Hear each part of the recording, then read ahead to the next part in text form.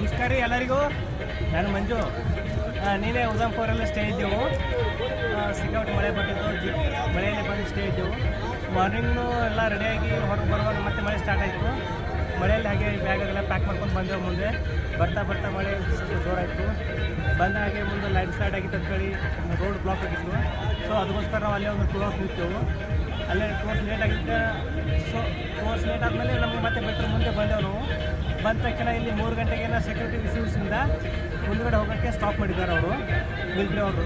Compulsory military security ಇದ್ದಾಗ ಮಾತ್ರ ನಮ್ಗೆ ಬಿಡ್ತಾರಂತ, ಇಲ್ಲ ನಮ್ಗೆ ಬಿಡೋದಿಲ್ಲ ಅಂತ.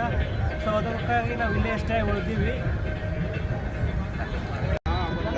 ಇಲ್ಲಿ ವಾತಾವರಣ ನೋಡ್ಬೋದು, ಸ್ವರ್ಗ ಇದ್ದಂಗೆ ಐತಿ. ಅಷ್ಟೊಂದು ವಾತಾವರಣ ಭಾರಿ ಐತಿ. ಗುಡ್ಡ ಬೆಟ್ಟ, ಒಳ್ಳೆ ಮೋಡ ಎಲ್ಲ ನೋಡ್ತಾ ಇದ್ರೆ ನಾವೇನೋ ಒಂಥರ ಸ್ವರ್ಗದಾಗ ಇದ್ದೀವಿ ಏನೋ ಅನಿಸ್ತೈತಿ. ಅಷ್ಟೇ ಅಲ್ಲದೆ ಇಲ್ಲಿ ಬಂದವರಿಗೆ ಏನು ಅಮರನಾಥ ಯಾತ್ರಿಕರಿಗೆ ಏನಾಗಲ್ಲ, ಬಂದವ್ರಿಗೆ ಇರ್ಲಕ್ಕ ಮತ್ತು ಊಟಕ್ಕಾಗಿ ಇಲ್ಲೇನು ಲಂಗರ್ ಹಾಕ್ಯಾರ. ಈ ಲಂಗರ್ ಏನು ಬೇಸ್ ಒಂದು 15-20 ಲಂಗರ್ಗಳಿದಾವ. ಈ ಲಂಗರದಲ್ಲಿ ಪ್ರತಿಯೊಂದು ಲಂಗರದಲ್ಲೂ ಒಳ್ಳೆ ಒಳ್ಳೆ ಊಟ, ಎಲ್ಲ ಥರ ಊಟ ಸಿಗ್ತೈತೆ. ಮತ್ತು ಫ್ರೀಯಾಗಿ ಚಹಾ ಹಿಡ್ಕೊಂಡು ಪ್ರತಿಯೊಂದು ಸಿಗ್ತೈತಿ, ಸ್ನ್ಯಾಕ್ಸ್ವರೆಗೂ ಎಲ್ಲ ಫ್ರೀಯಾಗಿ ಯಾತ್ರಾರ್ಥಿಗಳಿಗಾಗಿ ಭಕ್ತಾದಿಗಳು ಮಾಡಿದ್ದಾರೆ. ನಿಮಗೆಲ್ಲ ತೋರಿಸ್ತೀನಿ, ಬನ್ನಿ ನೋಡೋಣ ಅಂತ.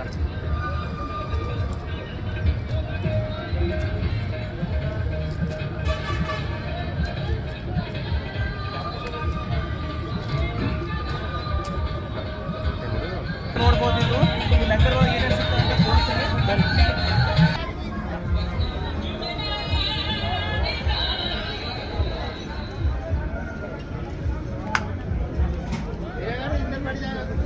ನೋಡ್ಬೋದು ಇವರು ಬ್ರೆಡ್ ಐಟಮ್ ಮಾಡ್ತಾ ಇದ್ದಾರೆ. ಮತ್ತೆ ಬೇರೆ ಬೇರೆ ಥರ ಎಲ್ಲ ಬೇರೆ ಲಂಗರ್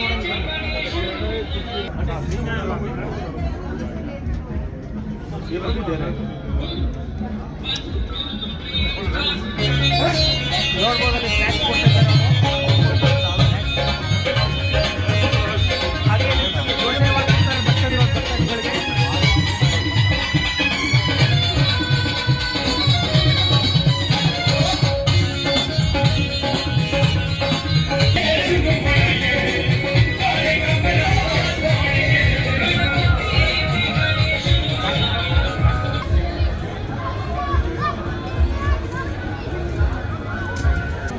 ಇಲ್ಲಿ ನೋಡ್ಬೋದು ನಮ್ಮ ಹುಡುಗ ಶಿಸ್ತಿನಾಗೆ ಮೈಲಿಗೆ ತಾನು ಪ್ರಸಾದ.